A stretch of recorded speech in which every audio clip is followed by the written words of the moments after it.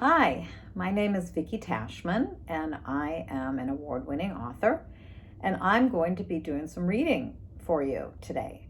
I love history, and so today I've chosen this book. It's called Sky High, George Ferris's Big Wheel. It's written by Monica Kulling, illustrated by Gene Barretta. It's published by Random House, and it's a Step into Reading book, Step 3. Let me put on my glasses, and let me start reading you the story. George loved to watch the big water wheel go round and round. It scooped up river water for people and animals to drink. It watered the fields. It ground corn into meal. George loved the sound of the turning wheel.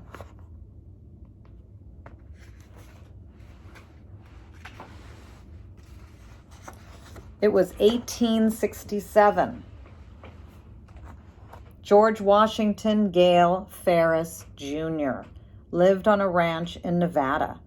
George rode horses. He did chores, and the water wheel turned.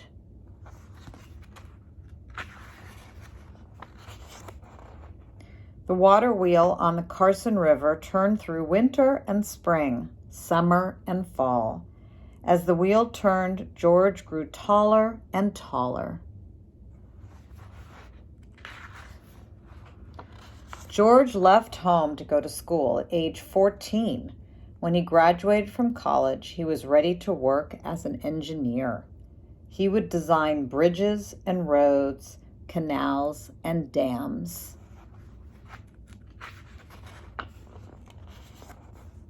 George moved to Pittsburgh, Pennsylvania. He got his dream job.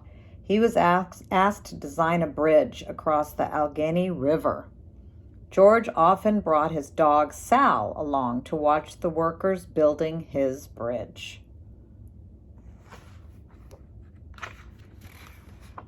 George married Margaret in 1886. He started his own business. Men put up the sign, GWG Ferris and Company. "It's a humdinger," said George. Margaret agreed. "Woof," barked Sal. She liked it too.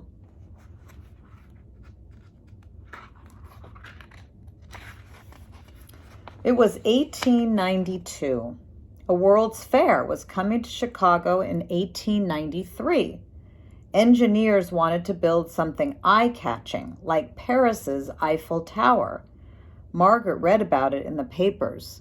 "There's a competition," she said. "You must enter." Margaret packed George's bag. He took a train to Chicago to meet with other engineers. Daniel Burnham was in charge of the fair's buildings. Everyone wanted to build a tower. "We're not copying Paris," he said. George sat quietly in a corner, doodling on a napkin. Mr. Burnham looked at the doodle. "People would ride on the wheel," said George. "They would have a bird's eye view of the fair and of Lake Michigan." "It won't work," said Mr. Burnham. "That's a crazy idea," shouted others.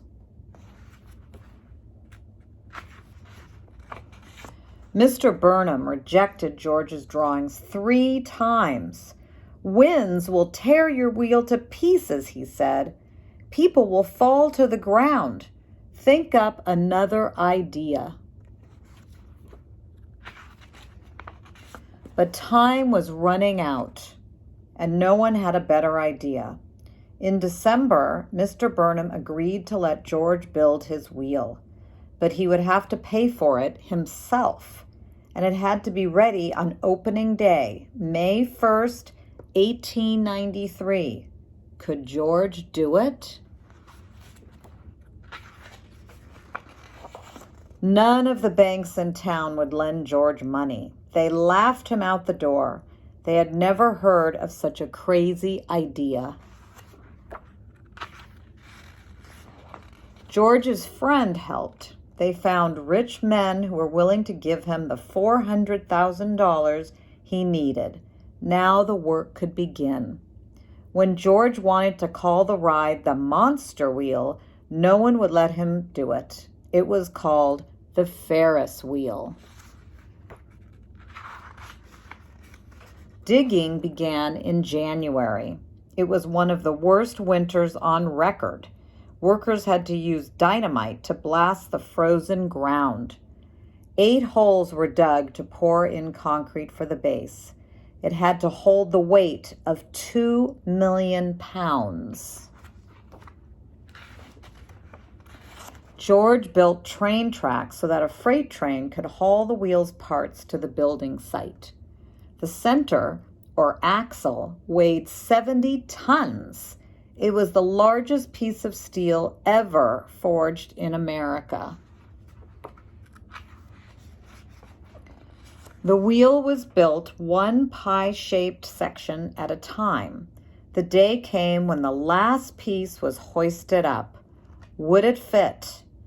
George hoped his math was correct. It was. The piece fit. The fair had already begun, but the wheel wasn't ready. 36 steel cars still had to be put on. Each car would hold 60 passengers. On June 10th, the crew began to hang the cars. When the job was done, the wheel looked like the water wheel George had loved as a boy. On June 21st, a crowd gathered at the Ferris Wheel. George made a speech. He blew a whistle. Tweet! It was time for the first ride. George, Margaret, and Sal got into a steel car. So did the mayor of Chicago. A 40-piece orchestra came along for the ride. Slowly, the big wheel turned. The wheel went round and stopped at the top. They could see for miles. Margaret toasted George. The orchestra played America the Beautiful. Then slowly the wheel started again. George's wheel was 264 feet tall. Today, many Ferris wheels are much taller. The high roller in Las Vegas is more than twice as tall as George's big wheel. In 2015, New York City began to build the country's biggest wheel, designed to be nearly 630 feet tall. The view should be amazing, just as it was from George Ferris's first wheel. I hope you enjoyed that story. Come back for another history book. Bye.